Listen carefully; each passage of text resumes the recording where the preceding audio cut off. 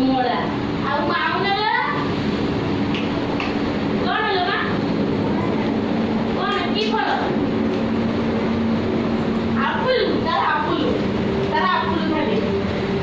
ଆଉ ରମିର କହିଲୁ କି ଫଳ ଗୋଟେ ଖାଇଛୁ ଫଳର ନାଁ ଗୋଟେ କହିଲୁ ମା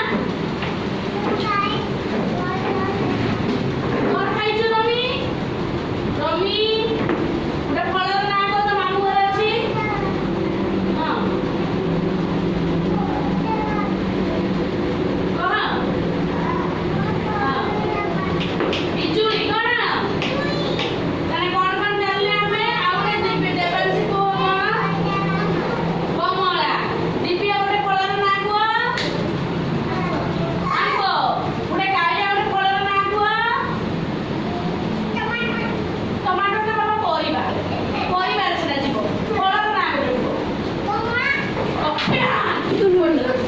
ଓହୋ